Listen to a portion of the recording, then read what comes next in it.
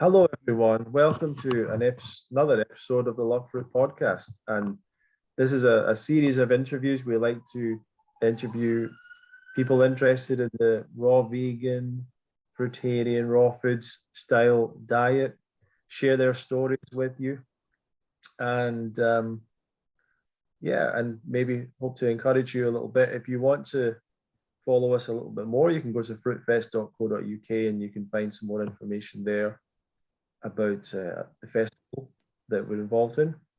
So anyway, today's guest is Brett Canaday, also known as Juice Feaster on Instagram, I believe. Brett leads the Juicer Test Kitchen, utilizing his 25 years in the juice production and formulation industry. Amazing.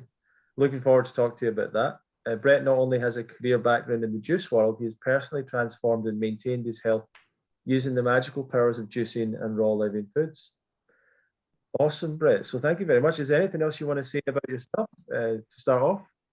No, just thank you for the opportunity to speak with you and be on your podcast. And I've followed along on your channels for quite some time, so it's an honor to speak with you for sure. Amazing, amazing. So, Brett, how does it start off for you? Were you brought up on a conventional kind of a diet? Yeah, absolutely. So I grew up in the central Midwest of the U.S. in a small rural town just northeast of Indianapolis, Indiana. So about 3 hours south of Chicago to give people a reference of Right. where I was Yeah. at.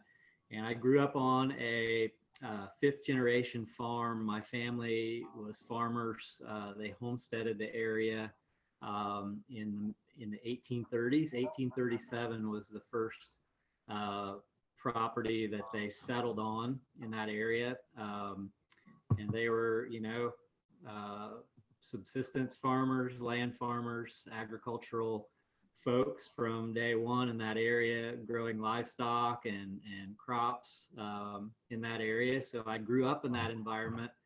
By the time I came around, farming had changed quite a bit. I was born in the early 70s. And so as I was a young boy, farming was changing from smaller parcels of land to, it was growing, farm equipment was growing, and it was becoming more monocultural and less Yep. crop rotations and those types of things. But while I was growing up, I had a pretty magical upbringing where there were lots of small fields and hedgerows and fence rows, and you could go from one field to the next, and it was like a new adventure with streams and creeks and Wow. forests. And so it was a really good upbringing. I had a fun upbringing, and for a On a child farm. it was awesome. Yeah.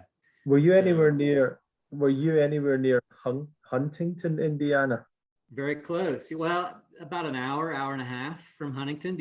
How do you know of Huntington? I had a there was a man that used to attend the Woodstock Fruit Festival. He attended every year from the start, and he was from Huntington. He passed away, unfortunately. Oh, no I kidding. went out to visit him. Well, it must be 4 years ago now, maybe something like that, 4 or 5. So I stayed for like maybe a week or something, or No a little bit kidding. over it in Huntington. Yeah. So Small world. yeah, What was yeah. what was his name? His name was Bill Lesh. I never did Yeah, meet him. I think he was a train driver and stuff. But Okay. yeah, it's interesting. It's always interesting that people think they're the only person around that is into an alternative diet or lifestyle, but there's actually kind of people all over. They just don't bump into each other sometimes. So, so yeah, so that sounds like a really interesting childhood, and also how is that informed, like the way you look at food or food supply or whatever, growing up on the farm? What were you growing? Like, what were the crops? So we as I was growing up, we had livestock, so we had both sheep and cattle, Right. and so there was definitely grains, corn and soybeans and wheat, hay, alfalfa hay and things of that nature, clover hay. And as I was growing up, my dad was kind of transitioning out of that more multi-crop rotation into just like corn, soybeans, corn, soybeans, corn, soybeans, back and forth. But some of the crops were sold, to market, and some were used to feed the livestock. And Yeah. it definitely shapes the way I look at things, because I lived it. I lived the lifestyle where we raised these animals. We would help give birth to them and steward them, and then take them to market. So I understand what that was all about. Yeah. We would have 4-H animals, and you'd take care of them all summer long, and then show them at a fair, and then put them on a Right. trailer and send them to Right. market. And so it was one of those things that we, in a way, kind of joked about, like, well, this is their last supper. It's like we kind of sloughed it off a little bit, just because it was how we viewed life at that, in that moment, I guess, for me. And it really wasn't until much later in my life that I kind of had a change of mindset about just sending animals off to market. And it was less, Right. I had gone to college and got a degree and was working in industry, still kind of agriculturally related, with commercial juices as opposed to like fresh juices. But it wasn't until I was also a hunter. I grew up hunting and Oh, wow. trapping. And so I did all of these things. I was a Boy Scout. I did all of these things that you do as a young man growing up in rural America. Yeah. And it wasn't until after I graduated college, I was actually deer hunting. I lived in Wisconsin for a short period of time, and I remember it was a fall morning in Wisconsin, and I was deer hunting, and I shot a doe deer, white-tailed deer. And I remember going up to that deer after I had harvested it and putting my hand on it, and it was still warm. This deer was still warm, and I was like, I can't do this anymore. Oh, wow. I just can't do this anymore. Can I, yeah, can I say a little bit about hunting? Like, I've never really went hunting, and I've not been on farms that much. I remember being on a farm in South Africa, and the guy had a gun, and we were going out in a truck, and I was with my friend, and we were sort of having this conversation, like, if he gave you the gun, could you shoot something? We weren't really sure, right? So, but I was a meat eater back then, and I'm just interested in hunting, like, because there are people obviously brought up hunting and things, but is there always a sense that they're like, there's something kind of weird going on? Like, is there always a sense like there's something uh unusual about this, or is I don't know, are people so caught up in it that they don't think that? But that's what I'm imagining with you, is I'd be thinking about the deer. Does it have a family? Does it have, like, I just, all these things go through my mind, and I don't know if other people are just going to shut off from that. Yeah, I think growing up, I was shut off from it just because it was so normal. Yeah. Everyone did it. It was less normal if you didn't. It was less normal if you didn't do it.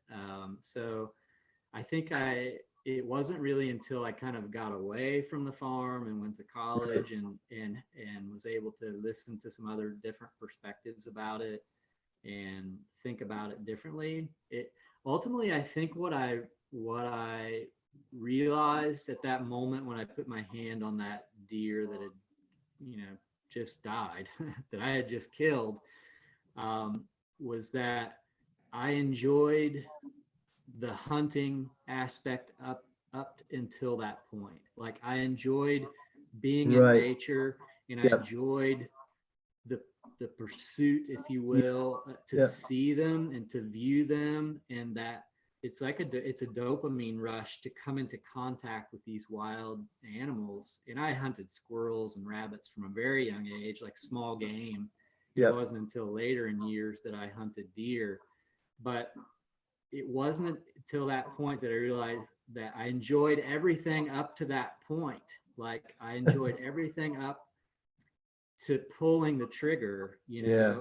and at that point it was no longer good. Like at that point Right. it was no longer like the feeling that I felt, and even field dressing the animal and cutting it up and all these things, like it never appealed to me. Like, and even Yep. eating it, like it never appealed to me that much.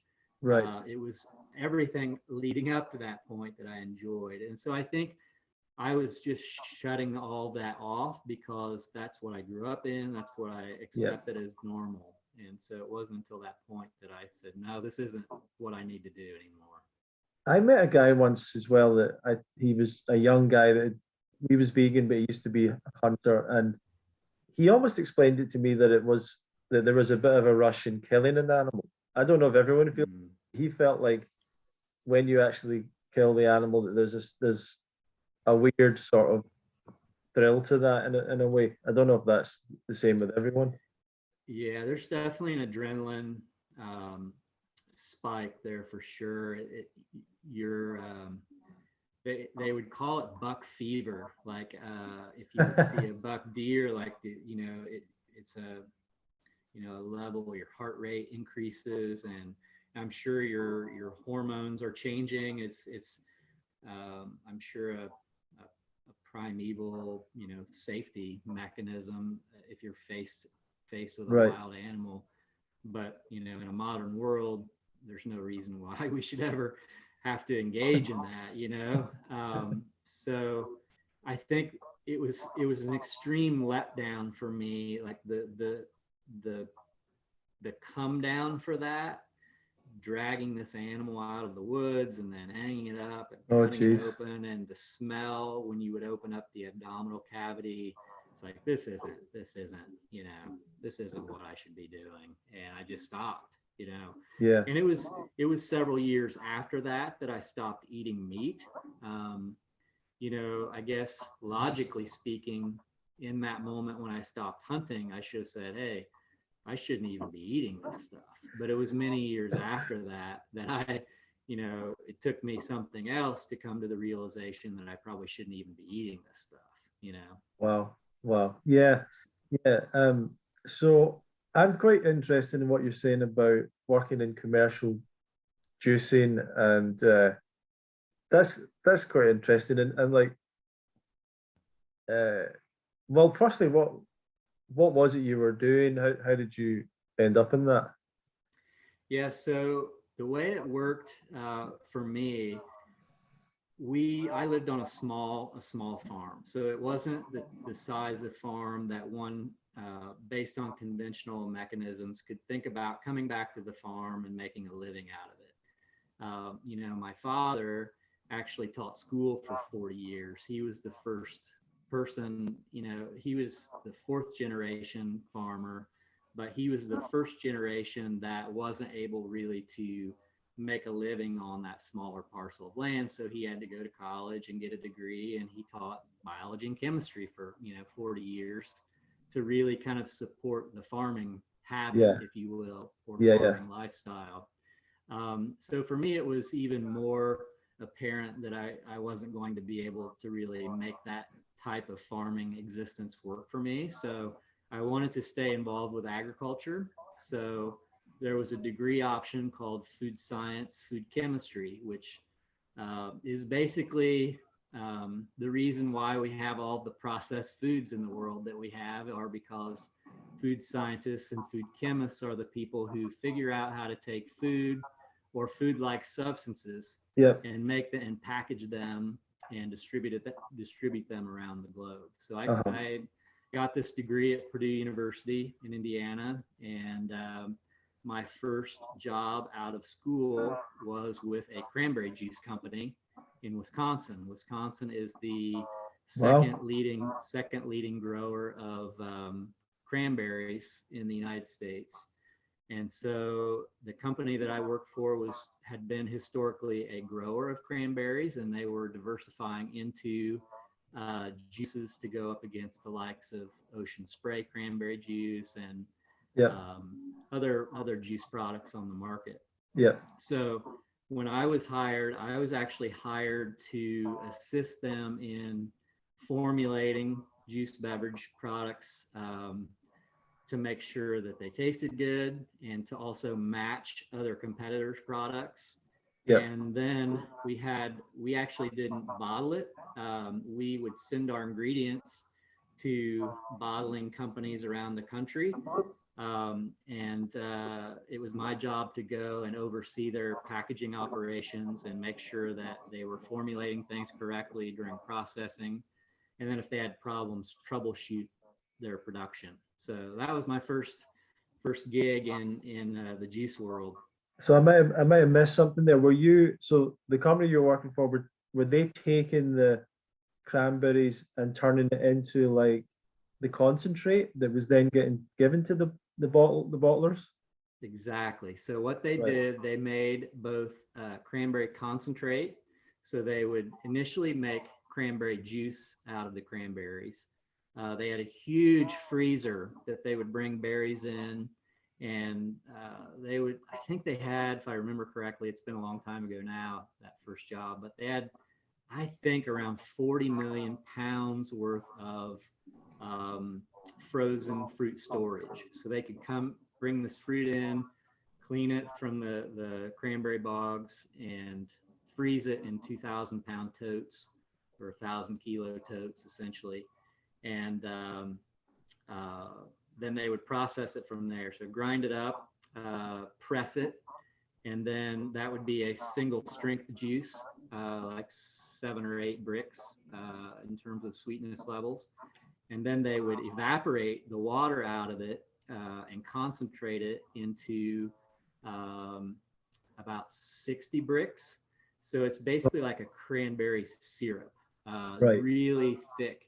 And the reason why they do this is uh, it's expensive to ship water. So Right. they would ship this concentrated juice to manufacturers in New York, North Carolina, California, Oregon. We had some packaging plants in Oklahoma, so kind of centrally located throughout the country. And then we would ship them flavors, very concentrated natural flavors, and then they would use their water and remanufacture the cranberry or the grape or the apple, and put it back together, put it in a bottle.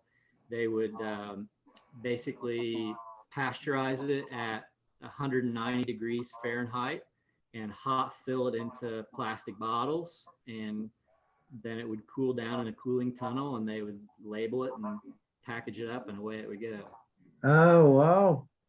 Yeah. Really interesting to hear the details to all that. So, as you were saying, because they don't want to ship water because it's so heavy, um, they concentrate that. So that's the model of the whole kind of juicing industry, like that. The It concentrate is. sent around, and then you're saying, so the pasteurization is quite hot then, Very hot. Yeah, it's right? just shy of steam. Steam is 212, so it's just shy of 200 Close to degrees. boiling, right? Yeah. Yes, yeah. Very, very hot. And part of my job was to review these pasteurization temperature records to verify that if it got below a certain point, there was a risk of yeast or molds growing in the juice bottle, Right. even after it was packaged. And how long did they expose it to that kind of heat for? Very short period of time. It's like a flash, you know. I think HTST is maybe, it's been a while since I've done that side of the business, but it's just a few seconds. It's not very long at all. Oh It's wow. just it's a short, high temperature, short time pasteurization, but it's enough. We had label claims for vitamin C and that sort of thing, and we would have to add like 1,000% of the vitamin C in the blending process before it was pasteurized. because the heat would flash it off. It would just destroy it. Wow. And so we would have to add so much extra to make sure that we ended up slightly above our label claim, because then even after pasteurization, there's a slight degradation over time, just in a Yep. clear plastic bottle. And what I've heard as well about pasteurized juices is that there's, and you mentioned the natural flavors, there's the kind of juice packets thing, like, and this will happen even where different parts of the world have different flavorings and things like that. So that's how the flavor is consistent. Is that, so for example, a juice could say 100% cranberry juice, but what they've done, not only have they concentrated it and then added the water back, flash pasteurized it, but they've also added flavor packets that have been created from cranberries. Can you explain that a little bit? Yeah, and so you really have to pay attention to the labels and the ingredient statements, and if they're being truthful to what they're adding to the product, by law they have to list what's in the ingredients, what's in the package, in the ingredient statement.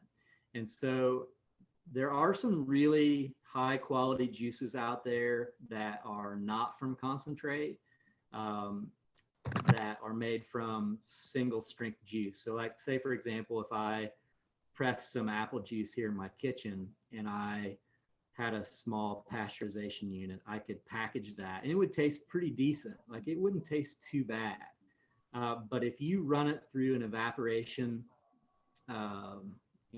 piece of equipment, an evaporator, and at such a high temperature to evaporate off all the water and then add water back to it, there's no apple flavor left to it. These volatile aromas and things, these phytochemicals that make up flavors and aromas, are very heat sensitive. And so as soon as you hit them with any kind of heat and air and flowing in a pipe, they go away very quickly. So essentially what you're left with is apple sugar, or white grape juice sugar. And so it just has kind of a caramelized, sugary flavor. And if you add the water back to it to reconstruct the grape or the apple or the cranberry or whatever it is, it just tastes like sugar water with a little bit of acidity. And so in order to sell this, they have to flavor it. And so that's where these flavor chemists come in, these master flavor chemists. And these guys are like the gods and goddesses of the food industry, because they take these products that are industrially produced and they wave their magic wand in the lab and extract a chemical from here and a chemical from there and a molecule from this, and they put these things together to push and pull flavor nuances to recreate virtually anything. I worked for a short period of time in the popcorn industry, and butter flavor is one that the flavor world just spends millions of dollars on to recreate, because butter is expensive and there's issues with diacetyl and popcorn lung disease and all these things that happen with butter flavorings. And so they can make a brown butter flavor and a fresh green, like green grass butter flavor, and a fresh dairy butter, and a whole cream butter flavors. Like you can come up with any number of things. So that's where these flavor chemists would sell us, flavor companies would sell us a cranberry flavor or a grape flavor or a red raspberry flavor, or you name it, any kind of fruit flavor, or if we wanted to make a special variety like a cranberry grape with a hint of jalapeno pepper. There was no jalapeno pepper that ever came close to this factory. It was a flavor, like it was a manufactured flavor. It's so that's a fascinating world. Yeah, that's what the phrase natural flavors means when it's on the pack. Yeah, and so there are rules with where the origin of these flavor components come from as to whether they can call it a natural flavor or an artificial flavor. And where those lines are drawn and who they're drawn by, I'm not exactly sure. I'm assuming the FDA here in the USA is what denotes those, but where they push and pull these flavor notes from and molecules from to concoct these highly concentrated, and they're highly expensive flavors too. For a 50-gallon drum, it was thousands of dollars for these drums of flavor, and it wouldn't take very much for a 10,000 gallon batch. I don't know what that would be in liters, but very little flavor would go into these things because they're so concentrated. And they're alcohol extracts typically. So think like vanilla extract, like an alcohol extract where they've soaked it or extracted it, chemically speaking. That's how these flavors are extracted. Amazing. It's very interesting. And how did that all shape? Like, did you see anything particularly bad going on? Did you ever think like, this is really, people wouldn't want to drink this stuff if they saw it? Like, and I'm even talking about like, could it be, was it very clean, very sort of management, or I've heard all sorts of nightmare things about.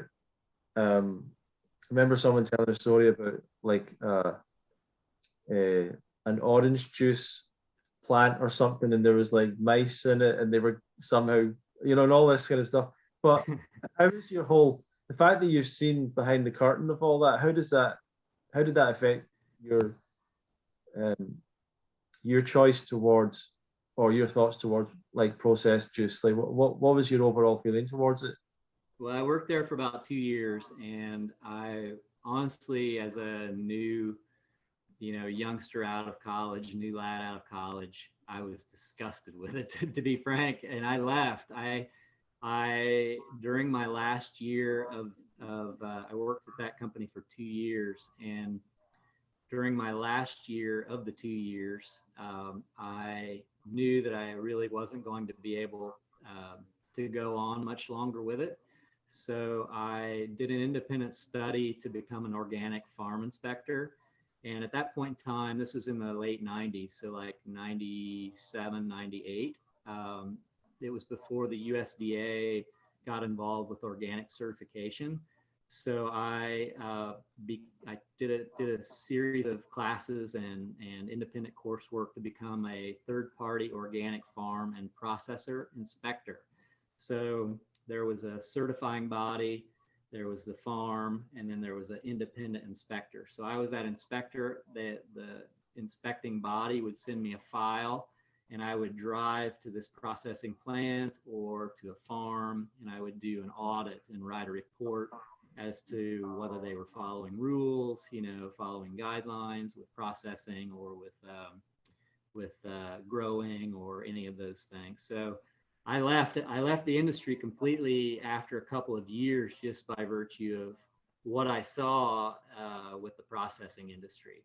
And you ask about things that I saw some immaculate plants, like pristine stainless steel, hyper clean plants. And then I saw some where there were piles of apples in the fall, and like rats were running in and grabbing an apple and running back outside, So I saw all extremes of the food industry based on where we were processing at and what we dealt with. Some really good places and some really not so good.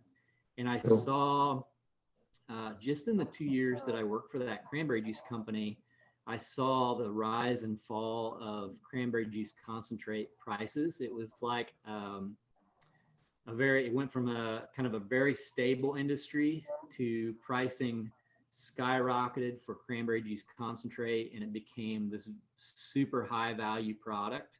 Yeah. And there was a lot of science being pushed about the phytochemicals and antioxidant capabilities and the ORAC score and all these things around cranberries and lingonberries and some of these Yeah. other super fruits. Yeah. In And the so, UK, I mean, there seems to be in many people's mind there's a connection with cranberries as being sort of anti-cancer in a way. yeah, and so this was being pushed very heavily, Yeah. and a lot of it being pushed by industry and growers because they had quantity of it and they wanted to have these studies. So I'm always a little skeptical when I see these studies that come out about you should drink 3 glasses of red wine a day because of resveratrol. Like uh, these things get pushed.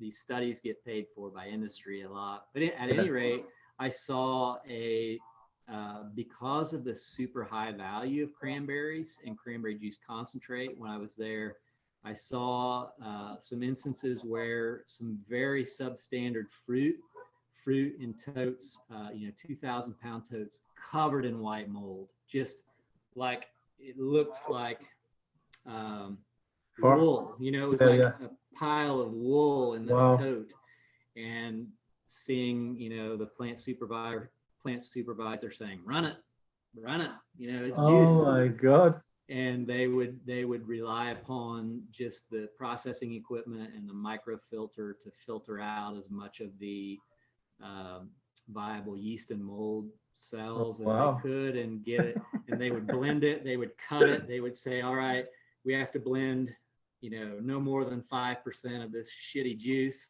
in with this batch of Oh juice. my So God. they would really work to blend and cut and navigate it so that there was zero loss. And I mean, that's Crazy. industry and that's capitalism, I guess. Like gotta go where the action is. So I opted out, and I opted out for uh, 3 or 4 years. I did organic farm and processing inspections until the USDA got involved and streamlined the standards to their liking, and it became a little more dilute at that point in time. I think you had a post about organic and residues and things like that, and I think maybe prior to a certain time there was a little more holistic view of organic and pesticides and Yeah. herbicides. I I definitely I'm I was trying to think back to why there was a point where I stopped being concerned or that interested in organic as an issue. And I was trying to wonder, when did that happen? Why did I stop worrying about it? And I remember coming across, and this is I'm quite happy to hear all your side on this, and you've got a lot of experience in farming.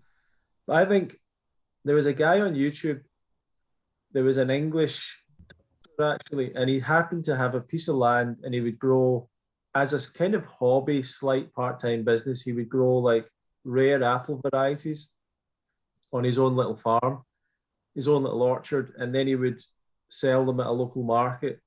And he was just like really interested in the fruits, and and then people found him on YouTube, and he'd be sending apple scions around the world to all these different people Oh, and all this kind of stuff. So he was called Stephen Hayes. I don't think he's very active on his channel, but I think he's still around. But and I remember he just had this video where he said that he'd been trying to be organic. Like that was always his intention, was not to use anything, and he just got to a point where he just felt like he couldn't do that anymore, and he started to explain the whole thing, and then he kind of showed that he was kind of explaining how little chemicals he used and how it's very like controlled and blah blah. And he was just saying like he would just lose so much of his apples yeah, if he didn't do any of these things. And and he tried all the other things. Like when people would say to him, yeah, haven't you tried this and companion planting? And he said that he had tried these things and it hadn't really helped. And so at that point I sort of thought, I started to realize like I don't really know what it is from the farmer's perspective, and I'm being a bit naive to think that that I know anything about this. And at the end of the day, all my life I've eaten this food and it's not caused me any fruits never caused me any harm. So like why would I get too worried about it? Um, and looked into it more, and certainly um, I've had a number of people with running the festival. I've had a number of people, a small number, but a certain number of very passionate people that are very concerned about organic, like very, very concerned about it. Mhm.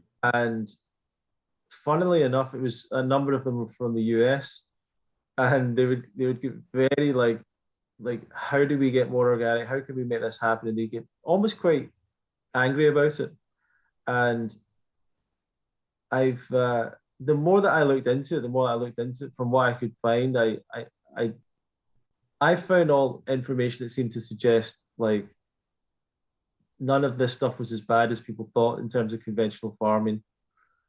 And looking into it recently, I don't know, but and this is the thing, it's like I don't know the sources for a lot of this information, but you can find sources that suggest there's not a great deal of difference in terms of nutrition or even, and then there's some skepticism about whether the environmental is even better. And then recently today, actually, just before speaking to you, because I'm still interested, I'm still like looking Sure. to figure this out because I'm partly I post about these things sometimes to get a response and see some people will say, well, actually, you're wrong about this or whatever, so I can look into it.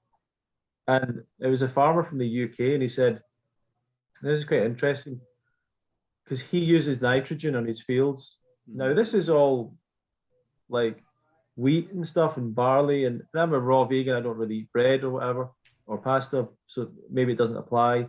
But what he was saying was, if he was to go organic and take away the nitrogen fertilizers that he was using, the synthetic nitrogen, that his the yield of his crop would go down by 50%.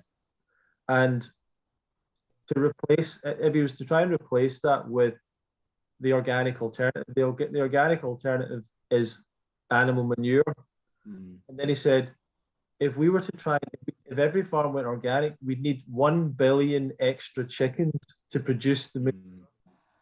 right? So he was saying, so either we need more animals, which they're saying, and he was saying, we're being told that everyone wants to go, everything's going towards veganism now, and we want less animals. But if we go organic, we need more animals. More animals. What's the message?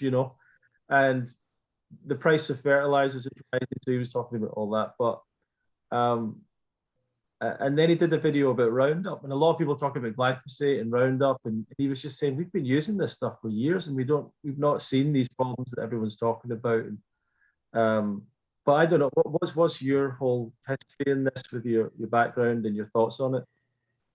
Yeah, I think, my thought is in an ideal world as a consumer and a fruit eater, I would prefer there not to be synthetic chemical residues on produce, just from a, puritanical standpoint. Like the highest the highest ideal for me would be to have just like amazing fresh ripe fruit that didn't require synthetic chemicals applied to it, and that the soil microbiome and all these mycorrhizae and all these things that really make a symbiotic growing environment and nutrient uptake and minerals and all these things. I mean, in an ideal world, that would be the best. And I've tasted fruit and tasted produce grown on smaller scales that have just kind of rocked my world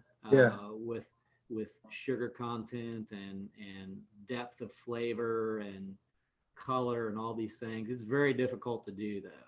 I think it's very difficult to do. And like the gentleman you mentioned that was growing apples, there's just some things it's very difficult to grow without it. I've seen it done, but like you say, like the grain grower was saying, the yields go down. You're dealing with more insect damage and rot damage and fungus damage and things of that nature. So if it can be produced without it, I'm all for it. But if it can't, I get this question a lot on my channel. If do you only juice organic produce? And my first thing is yes, as long as it's not astronomically priced, and it's high quality. And honestly, I would rather it be high quality over anything, because if it's unripe and it doesn't taste good, I'm not going to want to eat it, and I'm not going Yeah. to want to juice it. And so I would much rather, I recommend people to eat raw living foods in any format that they can get them, preferably organic, but produce, raw living foods, conventionally grown is way better than none at all, in my opinion. I'm Sure. with you in that it's way better to eat conventional, higher quality conventional produce than not eat it at all.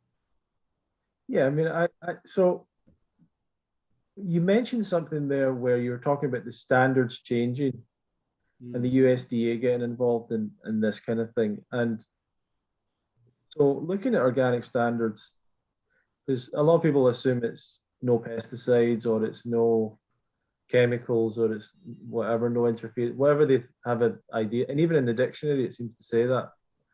Um, but the standards are actually don't suggest that. There is times when the farmers are allowed to use things if they have proved that they need to, I think is the idea.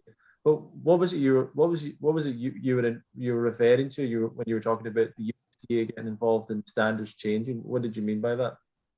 Yeah, so when I opted out of the organic world in terms of being an inspector, it was apparent to me that the standards were being loosened a little bit to allow larger, more commercial type operations to have a little bit of a toehold into the industry.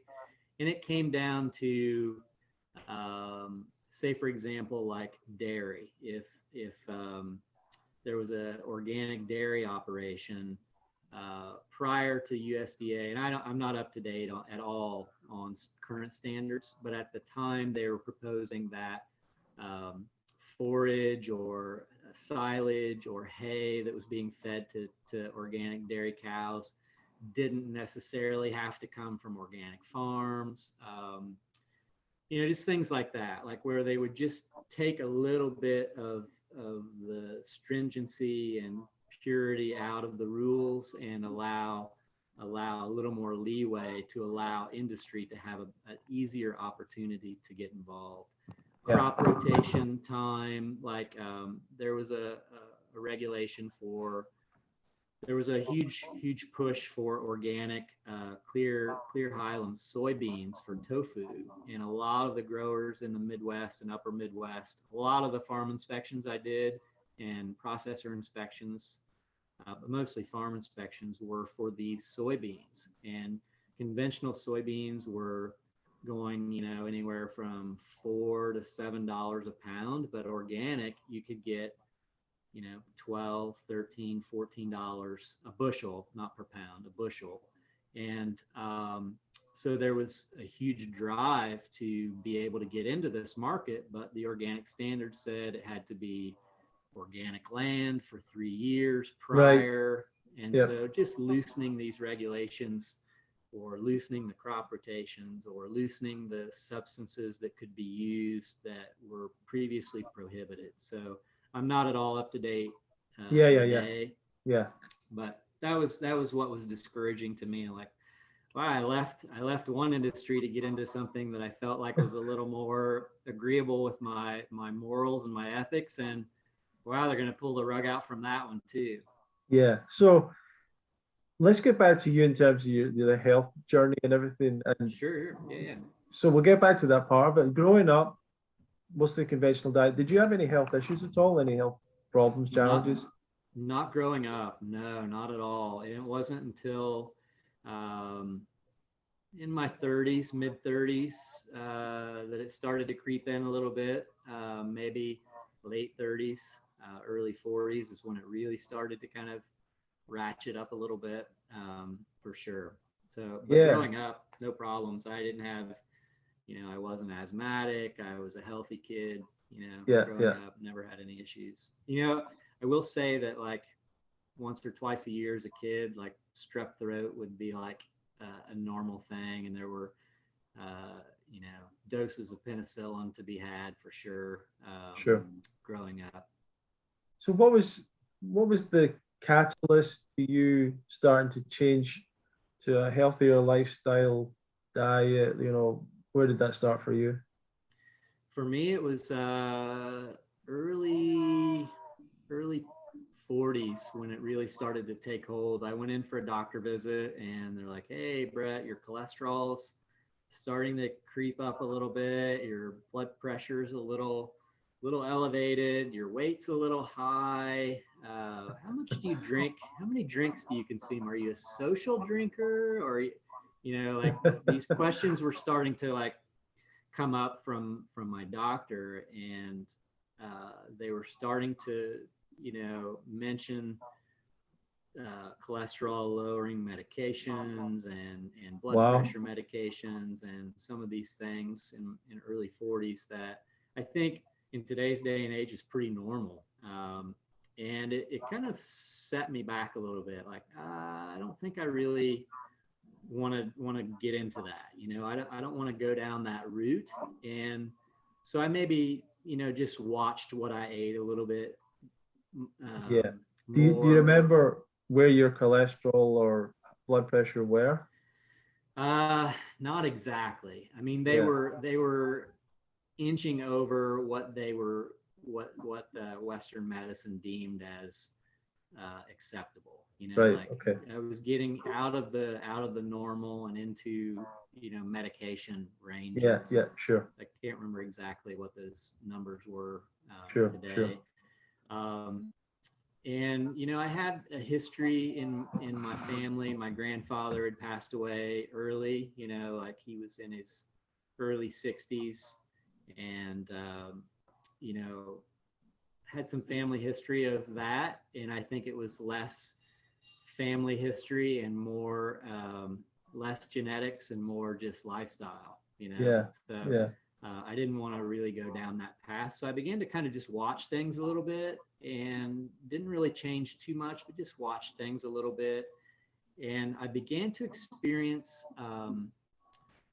my career changed, and we can get into that a little bit too. It changed again after the organic inspection realm, but my career changed, where I was in an industry that was definitely into heavy eating, heavy drinking, and that sort of thing. And I was a participant in that for sure.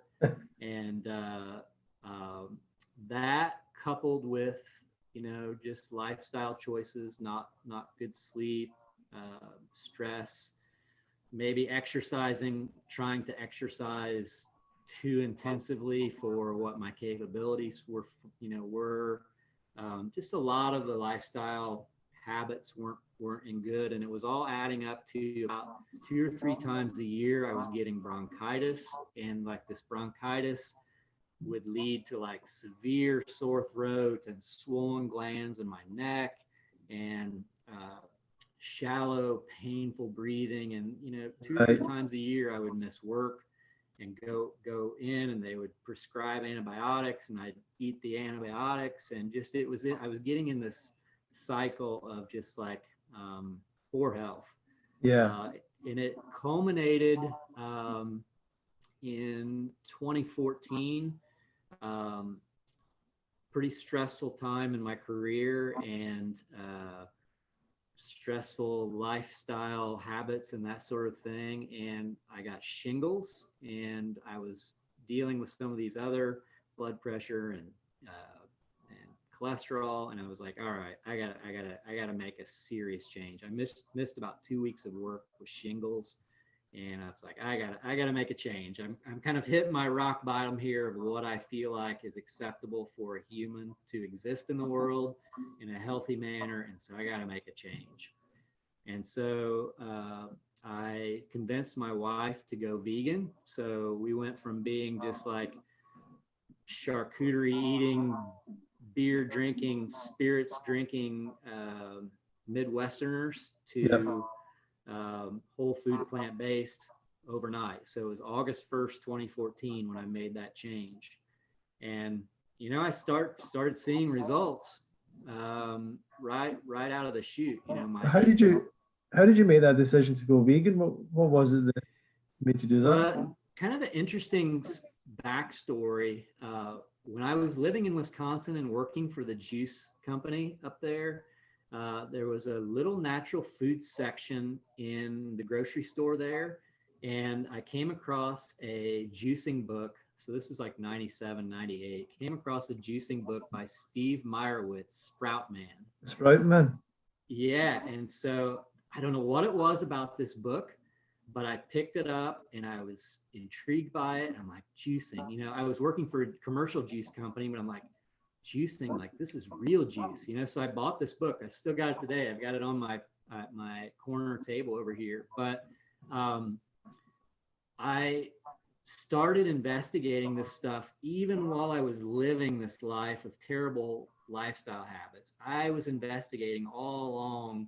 And when YouTube came around, I was watching, like, you know, some of these YouTubers talking about health and lifestyle and raw living foods, be it Dan McDonald or Ted Carr or whoever, you know, just watching these guys all along, but living a totally completely different lifestyle than what they were.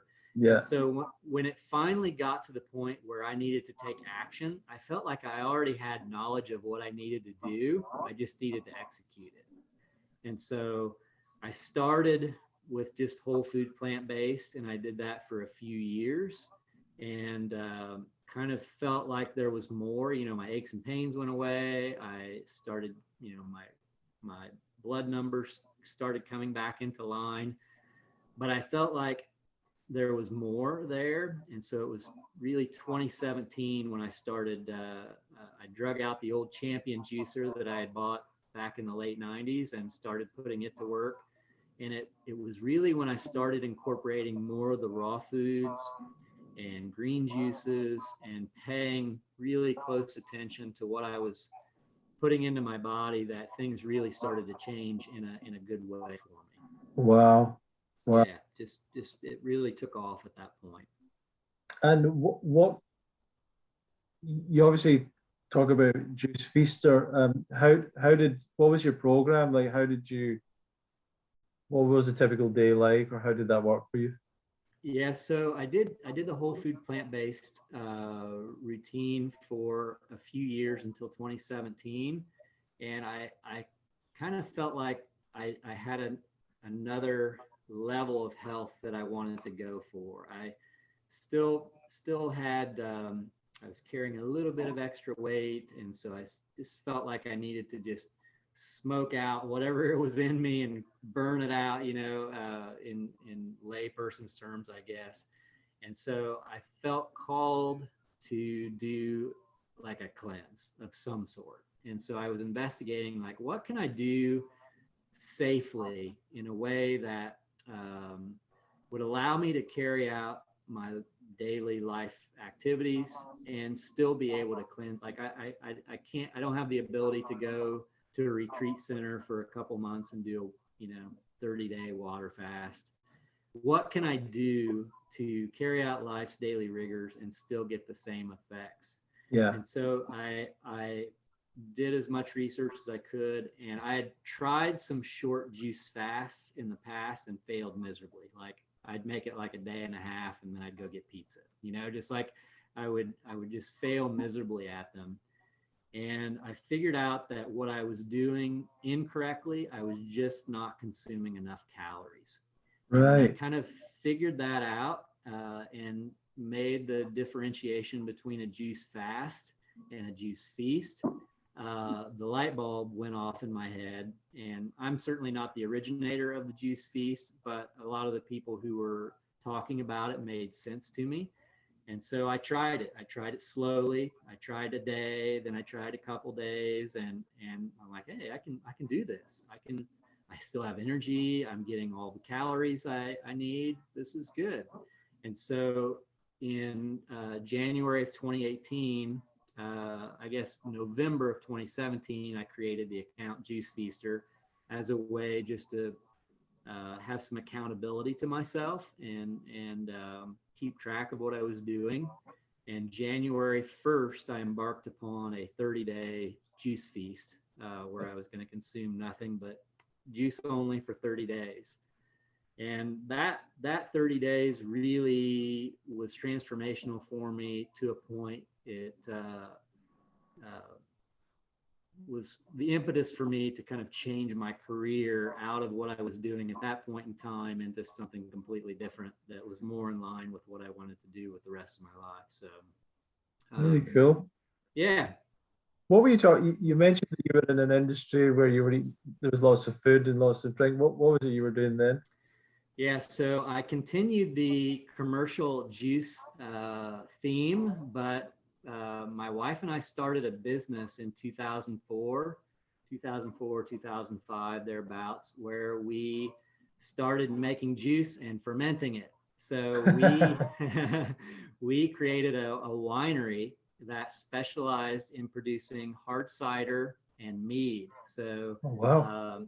fermented beverages made with honey. So still in the juice industry Uh-huh. per se, but fermented juice. So we ran that from 2014 up until 2019, and we sold it in 2019. Kind of as a result of what I did there in January of 2018 during that juice feast. During that juice feast, I decided I no longer wanted to be in the alcohol industry. I no longer wanted to be a part of that. My wife had been done. She was ready to be done with it way before I was, but it took me to kind of knock myself in my own head to figure that out for myself. So once I got through with that juice feast, I said, you know what? This is not the world I need to be in anymore. Right. And Interesting. we made the decision to sell it. We sold the company in 2019, and I'm doing what I do now. Cool. And let's tell me about some of the results you had with your dietary. I believe you lost some weight and things like that. What can you talk about there? Yeah, definitely lost weight. I think one of the issues I see with people who embark upon juicing as kind of a cleanse mechanism is oftentimes they'll do it and they'll get on this roller coaster of cleanse, binge, cleanse, binge, cleanse, binge. And that's one thing that I've really tried to work on, putting together protocols to help people that prevents them from doing that. Yeah. And I would Yeah. I would I would much rather see people eat fruit all day long every day than and succeed than to go on a juice feast and fail and Right. end up getting into this binge cycle. Do you know, Um, it's one. I think we should focus on that for a second because it's so common that cycle of binging and fasting and it's.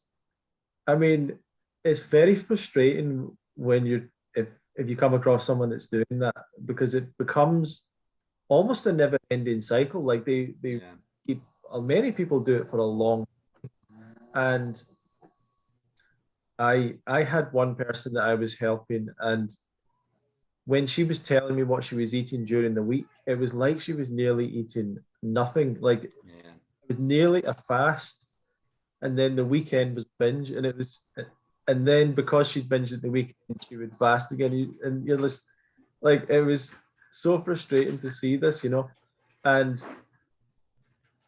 I think that people don't realize as well, it never works, like because they're no, usually doing it for weight loss for whatever reason, and that the idea is funny because people don't get this, but you could literally fast for 3 days or 4 days and binge the rest of the week, and you could gain weight, and it I know. doesn't make sense, but it totally happens all the time.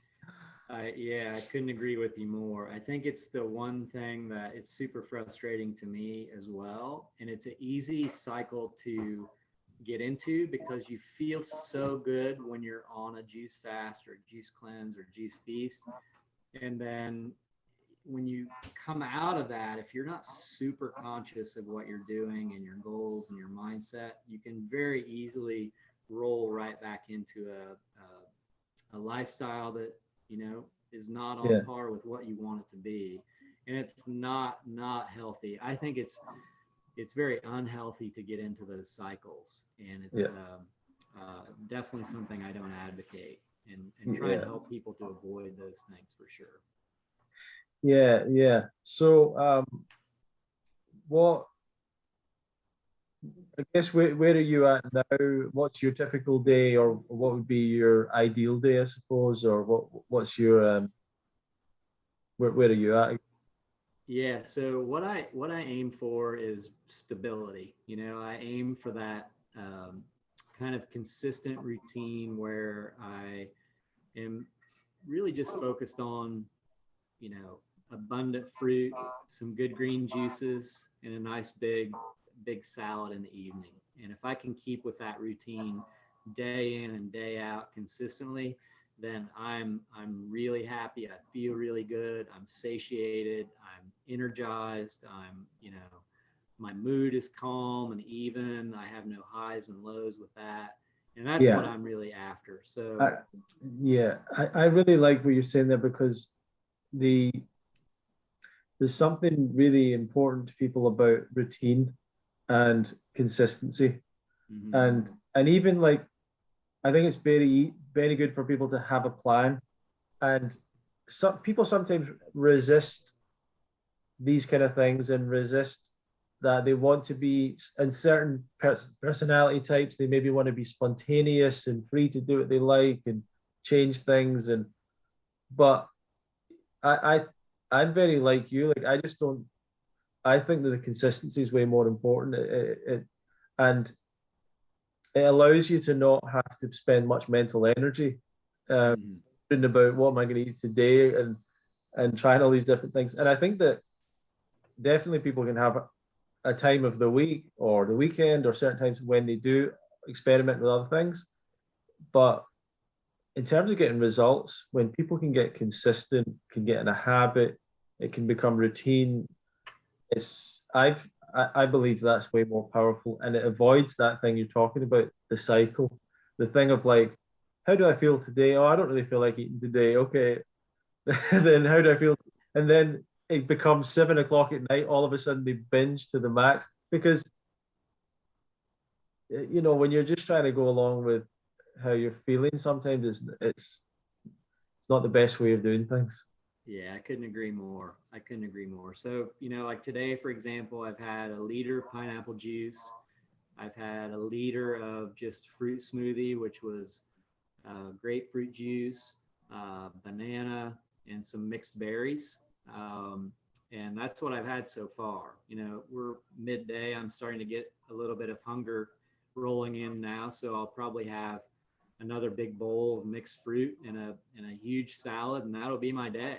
And so That's amazing. if I can Yeah, start it off with juice and fruit and kind of keep that through the day, like you say, the simplicity of it is so amazing. Like I love some of these amazing recipe creators that we have in the raw food world. They make some of the most amazing raw recipes, you know, lettuce boat tacos and lasagna, raw vegan lasagna. And these things are amazing. And I've bought all these books, you know, the vegan raw vegan bundle. I've got it, you know, and I make some of those, but it's I'm lazy when it comes to making recipes and making things like that. So I just like to keep it simple, as much fruit and easy yeah, juices to make, and then throw together a easy big salad, raw yeah. salad in the evening with a low fat dressing from I think Raw as Food well, Romance.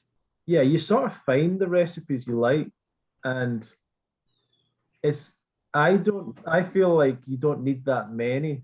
I think it's good to get these books to experiment and find the things that you like, and then once Yeah, you don't really you don't need that much.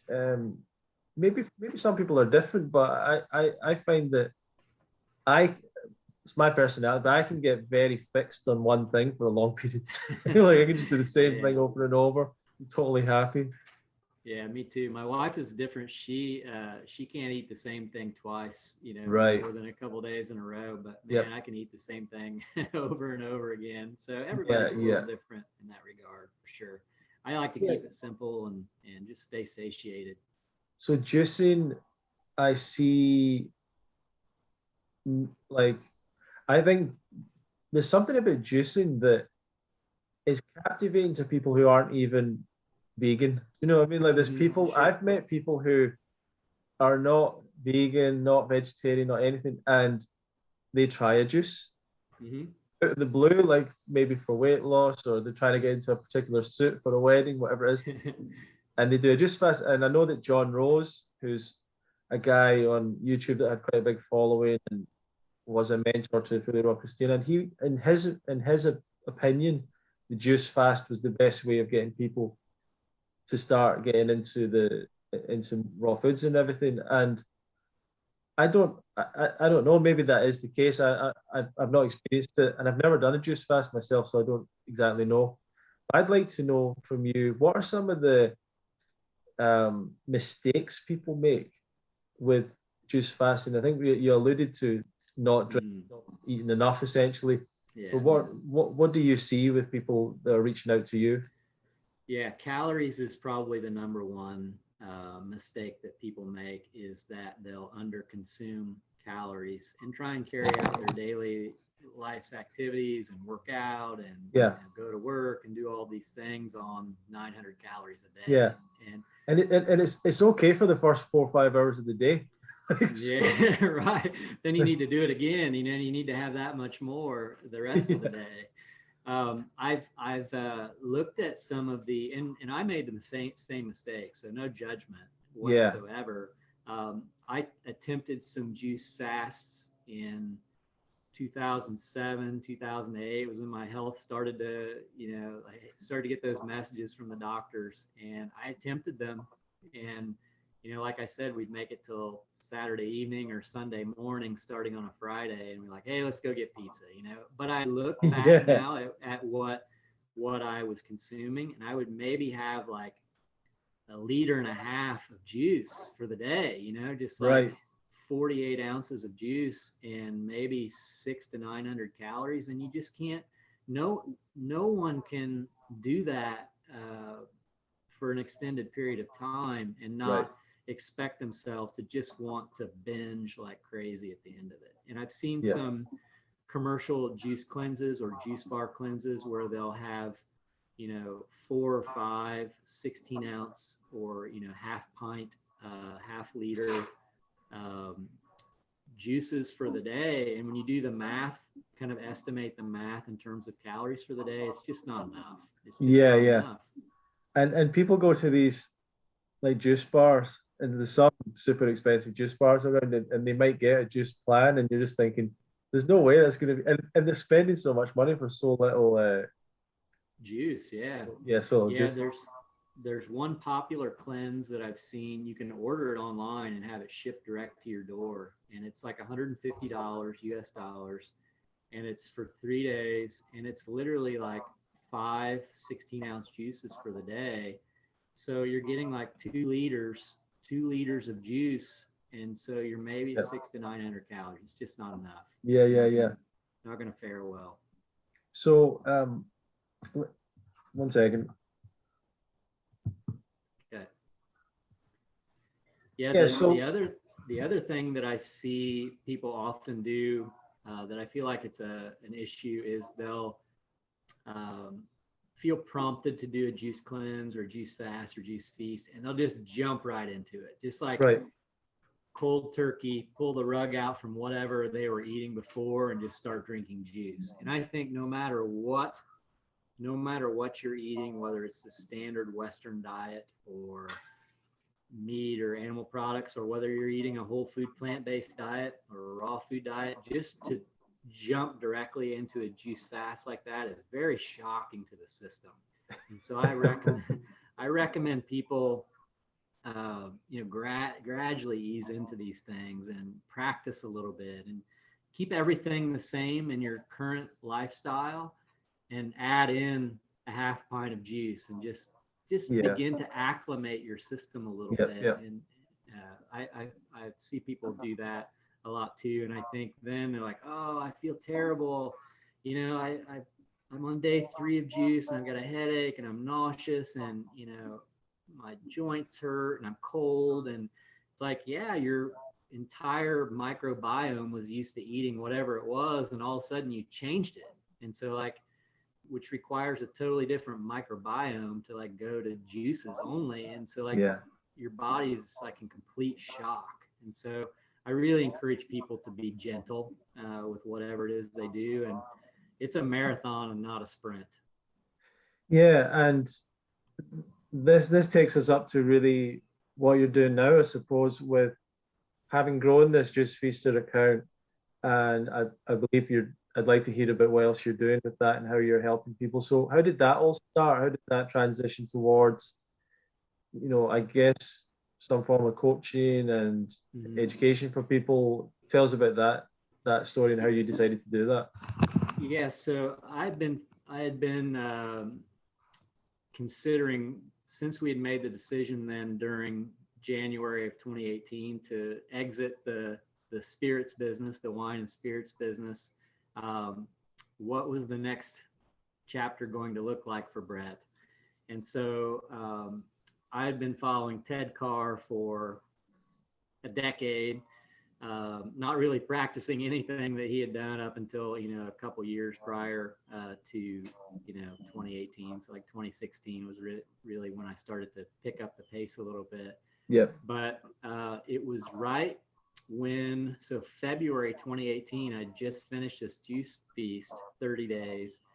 And I saw Ted Carr do a story on the 5 ways that you could make money online as a vegan. And I'm like, I think I'll watch that webinar. So I signed on for that webinar, and it was actually a pitch for his first course, Highway to Success. And I signed on for that and really enjoyed that aspect of it. Took the course with him as a 30-day course back in 2019.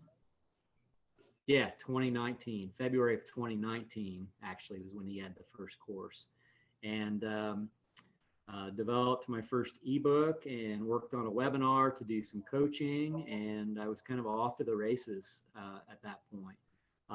I've transitioned away from coaching. I found like that wasn't the best use of my time. I was good at it, but I felt like I was better served more in the technological aspect with like juicers and juicing reviews and kind of finding the best juice recipes and juicers, technologically speaking, for people. Right. So I've kind of transitioned away from the coaching side of things and focusing now more on basically just giving information on how to juice, recipes, and all of these things, and recommending the best juicers for people's needs. So focusing more on the technological side of things and reviewing juicers and putting lots of great recipes out there for people.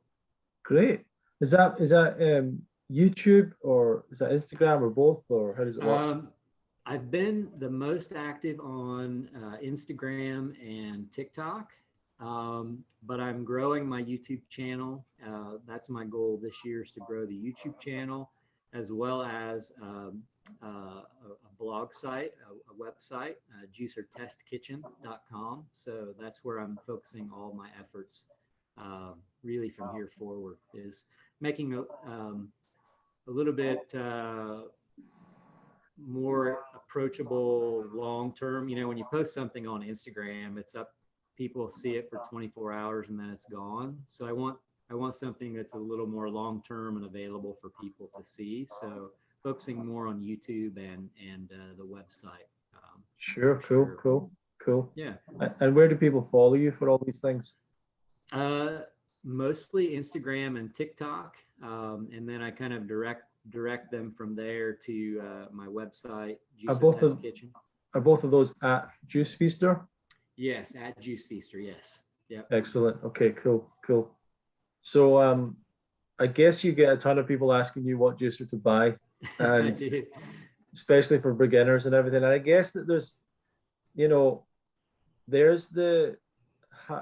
I imagine, not having really looked into it greatly, but I imagine that the high level, kind of like blenders, there's the high level, expensive, last a long time, lifetime warranty kind of thing.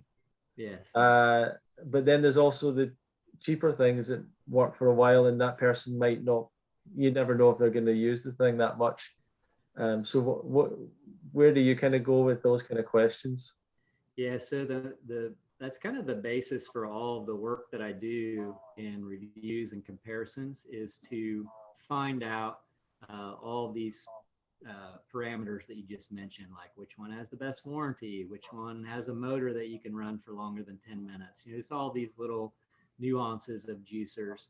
And my goal is to really find a range of quality juicers at any price point, so that anybody, Yeah. whether it's less than $100 US dollars up to, you know, 2,500 or $3,000, whatever someone's range is, we can find something for them. Because at the end of the day, what you're doing is just concentrating nutrition from raw living foods. And however we can do that and get the more of that into your body, the better. Whether it's from a $50 juicer or a $2,500 juicer, ultimately it doesn't matter. We just got to get those juices into you. And so whatever fits in your range, that's what I'm shooting for. Great. Great. Well, um, thanks a lot, Brett. It's been really fascinating. The whole story's been really amazing, and it's so interesting that your whole career, in a sense, has been in a weird way leading up to this and giving you all this insight and information that a lot of people don't have. So it's really interesting to hear this other side of things. Well, thank you. I appreciate that. Any kind of final comments before we finish off for today? What are kind of the Juice Feast, or I don't know, tenets of health or words of wisdom or principles that you try to people? Yeah. Well, first of all, thank you for the opportunity to speak with you. I've always enjoyed your messages and following you and seeing what you're up to. So it's an honor to speak with someone who's been involved in the raw food and fruit movement for such a long time. So I appreciate the opportunity. Thank you. Thank you. Yeah, and you know, ultimately, I just want to encourage people to keep it simple. Just focus on fruit and juices and abundance and raw living foods, and coupling that with just getting a little bit better each day. Try not to be like, you know, perfect on everything each day starting out, especially if you're starting out. Just focus on getting a little bit better each day in as gentle way as you can. And you know, small gains daily lead up to large gains in the long term. So really focus on that consistent long-term simple approach, and I think everyone can go far. Perfect. I love that message. Well, thank you very much, Brett. And I encourage you all to find him and follow him at Juice Feaster. And I would love it if you feel called to share this video with others, for those that are watching and listening, and give us a comment or feedback. Let us know what you thought of this interview. And yeah, let us know who you'd like us to interview in the future as well. If you know anyone that you'd like to hear on the podcast, or if you would like to be on it yourself, feel free to get in touch with us. So thank you very much. You can go to fruitfest.co.uk to find out more about the festival and more stuff, and sign up for the newsletter if you like. Thanks everyone for watching and listening. We will see you in another episode of the Love Fruit podcast.